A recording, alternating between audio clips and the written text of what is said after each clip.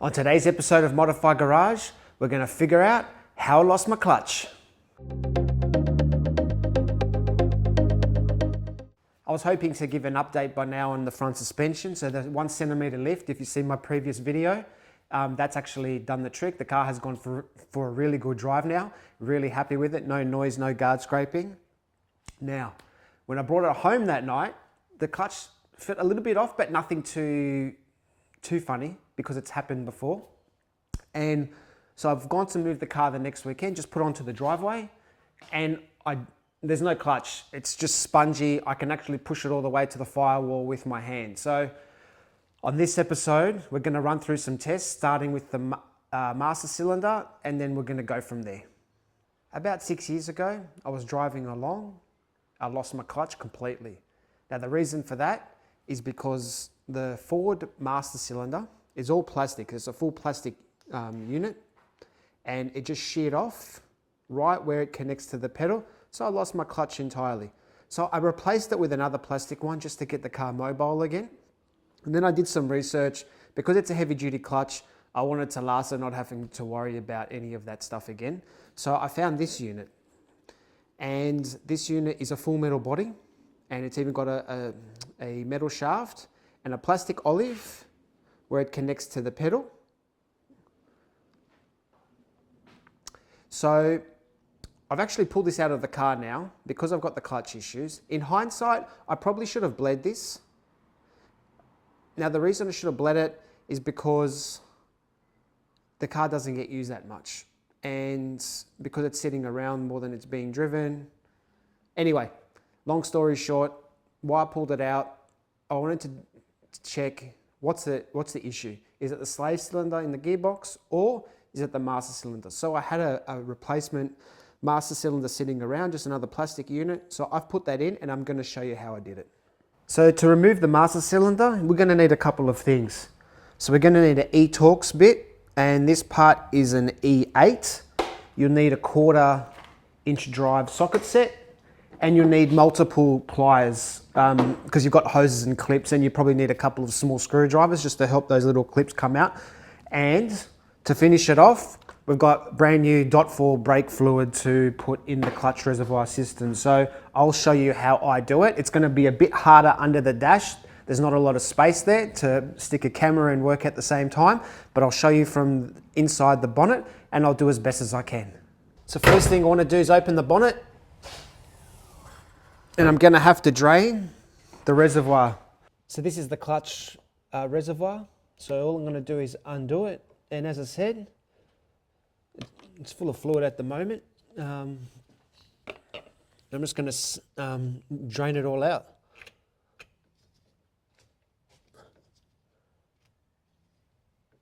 And just be very careful, you don't want any of this to spill on the paint.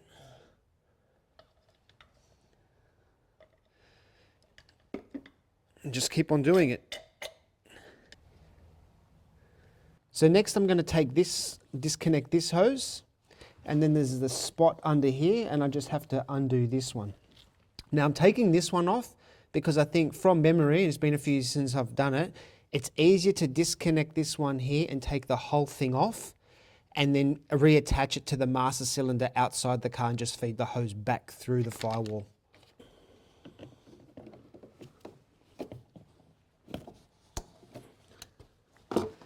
And just with this one, just be careful because there still might be fluid inside.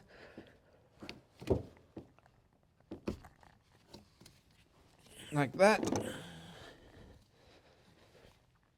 Okay, so this is the next part that you have to disconnect. And you'll find there's a small little clip. So you'll need a small screwdriver to be able to flick that out. And I'll see if I can show you. There we go. You can see that clip, and just be very careful when you pull it out, don't lose it. So once the clip's off, this should just come out, but just hold a rag underneath it. It should come out.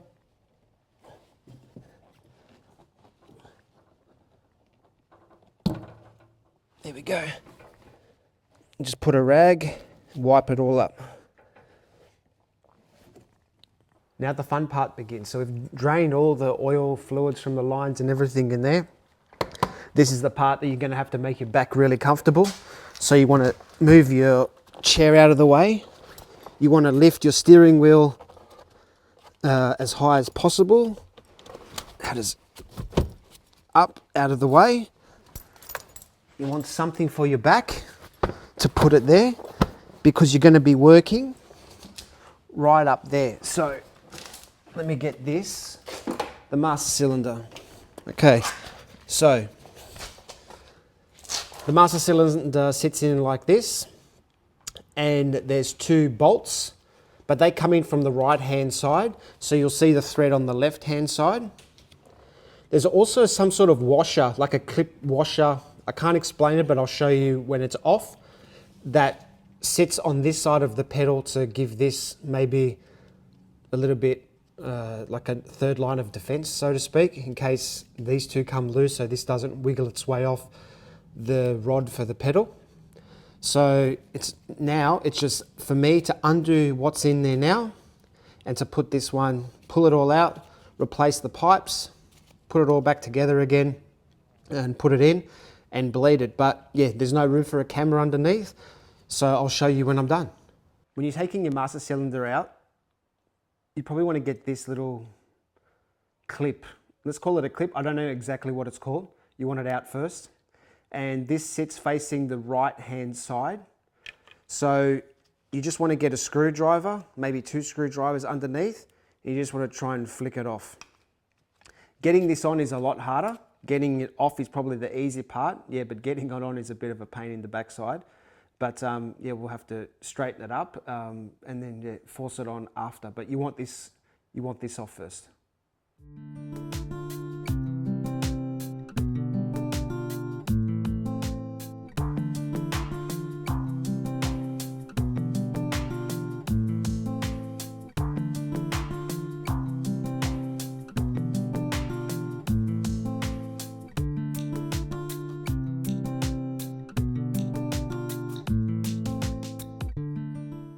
Got the old one out. It was easy just to push the grommet through the firewall, and I'll tell you why in a minute. So, one thing to remember when putting it back, you've got these metal collars, maybe that's what they're called. Anyway, so next to the bracket for the master cylinder, there's a big thick bit of plastic. So what this thing here slides in, and then the bolt goes through, and this will go through all the way, like so. So that'll be something like that. So that's how it would sit in. So that's the driver's side, this side. Well, this is the driver's door over here. That's the way they go in. And that's pretty much how it all sits together. All I need to do now is I'm going to leave this pipe, because this pipe came with this one and I don't want to remove it. As I said, this is just a test, just to see if this has actually failed. So I'm just going to remove this attachment here, this hose. So I'll start with trying to get this rubber grommet out.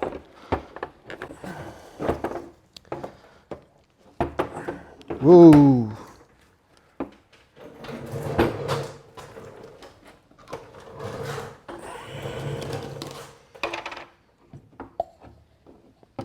There we go, let's drain the rest of it.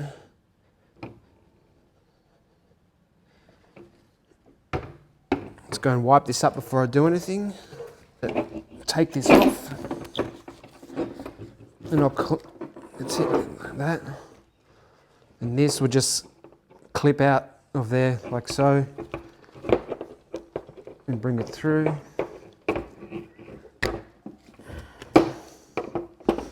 And I am wearing gloves because it is brake fluid. Really don't want that on my skin. Okay.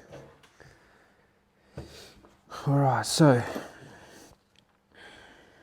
you can see here I've got a little clip. Just bring it up towards the camera, just holding this pipe in here. So I'm just gonna, whoop, going to pick that up. So I've got the clip, take it out, and then this should just pop out like so. I'm going to reuse this, so I'll just put this to the side. Ooh, There's a lot of fluid in here. Just got to be careful. I have to wipe everything up.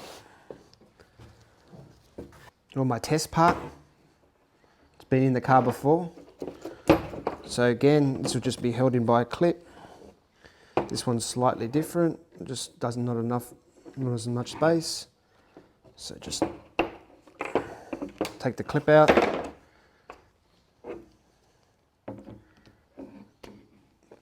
Put that in like so. And all we have to do is put the clip in like that. Now, putting it together is like the reversal of what we just did. So feed that through there. And just remember, you'll need to push this so it sits in its slot like so. And so just get a pair of pliers. I wonder if this should just come off. No. Just take this off.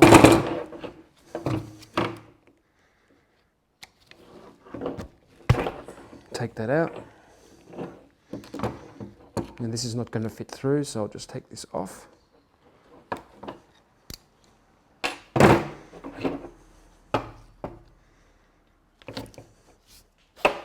So it's all ready to go back in the car now. I'll just have to play around with the positioning to make sure the grommet and all the pipes are sitting in the correct position, but I'll do that when I start feeding it through. So I'll get it done. I've got the new master cylinder back in the car now. One thing to remember, it's actually quite fiddly putting it back because you've got to work from the right-hand side to thread all the bolts back in. Just be mindful that probably work on the one closest to the driver's seat first, get that aligned because that one's probably a little bit easier, and then just play around with the other one because the bolt has to go in like on a sort of angle, a slight angle to go in. So you just got to be mindful of that. All that's left to do now is go back into the engine bay, put everything back together again, connect the hose to the reservoir and connect the other hose to that little coupling, and then put the clip back on, put that in, and that's it.